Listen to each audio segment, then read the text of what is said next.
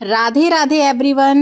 भादो मास या भद्रपद की जो शुक्ल पक्ष की पंचमी तिथि आती है उस दिन ऋषि पंचमी का व्रत व पूजन किया जाता है। तो सबसे पहले हम पूजन के लिए सप्तऋषि बना लेंगे। तो देखिए यहाँ पे आप मिट्टी ले लीजिएगा, कोई भी साफ सुथरी अच्छी जगह की, गमले वगैरह की ले सकते हैं, और उसमें आप थोड़ा सा गंगा जल डाल के उसे शुद्ध कर लीजिएगा।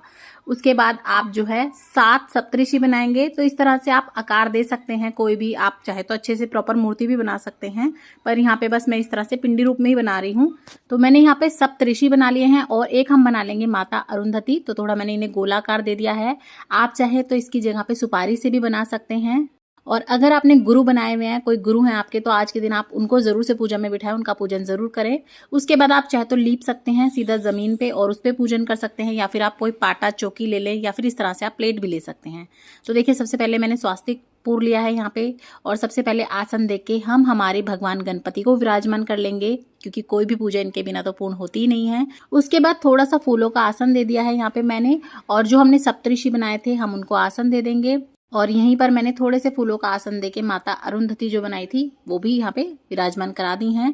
और अब आप इनको चुनरी उड़ा दें, तो आप माता की कोई भी चुनरी ले सकते हैं, लाल रंग का छोटा सा कोई कपड़ा वपड़ा कुछ भी उड़ा सकते हैं। तो इस तरह से हमने माता का स्वरूप बना दिया है।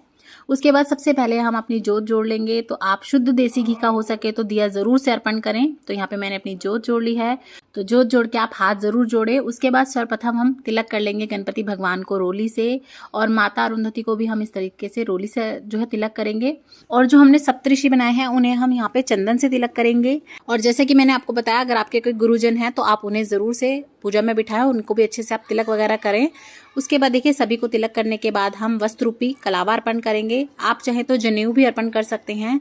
सर्वप्रथम हम गणपति भगवान को कलावा अर्पण कर देंगे। उसके बाद जो हमने सप्तऋषि यहाँ पे बिठाए हैं उनको भी हम इस तरीके से कलावा अर्पण कर देंगे। तो आप सभी को इस तरह से कलावा अर्पण कर दीजिएगा। उसके बाद हम कुछ फूल अर्पण कर देंगे। तो सबसे पहले हम गणपति भगवान को फूल अर्पण करेंगे। उसके बाद सभी जो हमने ऋषि यहाँ पे स्वरूप बनाए हैं उनको फूल अर्पण करेंगे। साथ ही में अपनी जोत का पूजन कर देंगे। उसके बाद हम भोग लगा देंगे। तो देखिए आज के व्रत में जो है दूध, दही, अनाज, दालें कुछ नहीं खाया जाता। आप मेवा खा सकते हैं या फिर आप फल खा सकते हैं। फलाहार ये व्रत किया जाता है।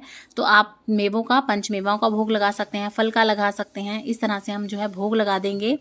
और ये हम इस तरह से सुबह की पूजा कर लेंगे। ऋषि पंचमी वाले दिन सुबह पूजा की जाती है। इस तरह से आप चाहे तो शाम को भी धूप दीप दिखा सकते हैं, लेकिन सुबह के समय पे पूजा का विशेष महत्व होता है।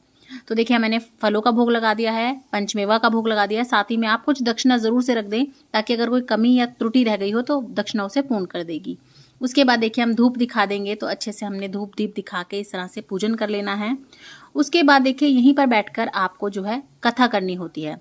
ऋषि पंचमी वाले दिन आप पूजन करने के बाद कथा जरूर से सुने। अगर आप व्रत करते हैं तो बहुत अच्छा, नहीं तो आप पूजन करके खाली केवल कथा भी सुन सकते हैं। तो 1 लोटा जल ले लेंगे हम, और जहां हमने पूजन किया है वहीं पर बैठकर हमें कथा सुननी है। तो हम हाथ में कुछ ले लेंगे फूल वगैरह कथा सुनने के लिए, क्योंकि खाली हाथ कभी भी कथा को नहीं सुना जाता। आप अपने सीधे हाथ में फूल वगैरह ले लीजिएगा, और फिर हम ऋषि पंचमी की कथा कहेंगे। कथा का वीडियो आपको अलग से मिल जाएगा, वरना ये वीडियो बहुत लंबी हो जाएगी, तो मैं अलग से वीडियो डाल दूंगी, उसे देख लीजिएगा। तो इस तरह से कथा सुन लीजिएगा। और कथा सुनने के बाद ये जो आपने हाथ में फूल लिए थे, क्षमा याचना करते हुए, नमस्कार करते हुए, ये सभी फूल आप जो है ऋषियों को इस तरह से अर्पण कर दीजिएगा, और हाथ जोड़ के क्षमा मांग लीजिएगा कि हे भगवान, हमसे कोई भी भूल हुई हो, चूक हुई हो तो उन्हें माफ करना। थोड़ा सा जल का छींटा दे दीजिएगा, और उसके बाद आप इस तरह से आरती कर लीजिएगा। तो अगर आपको ऋषि पंचमी की आरती आती है तो आप उसे कर लीजिएगा, नेट पे देख लीजिएगा, नहीं तो आप इस तरह 5 बार 7 बार घुमाते हैं तो वो भी आरती ही मानी जाती है। तो इस तरह से हम आरती कर लेंगे। उसके बाद हम इस तरह से चुचकार लेंगे, क्षमा याचना कर लेंगे, हाथ जोड़ के विनती कर लेंगे कि हमारी सभी भूल चूक माफ करना और आशीर्वाद हम पे बनाए रखना। उसके बाद ये जो हमने कथा सुनी थी, 1 लोटा जल है, ये हमें सूर्य भगवान को अर्पण कर देना है। इस तरह से आप ऋषि पंचमी का पूजन कर सकते हैं। व्रत आपको फलाहार करना है, और एक ही समय आपको भोजन खाना है फलों का, यानी कि फल या मेवा खा सकते हैं आप। दूध, दही, अनाज आपको कुछ नहीं खाना, हल से जुती हुई चीजें कोई नहीं खानी आपको।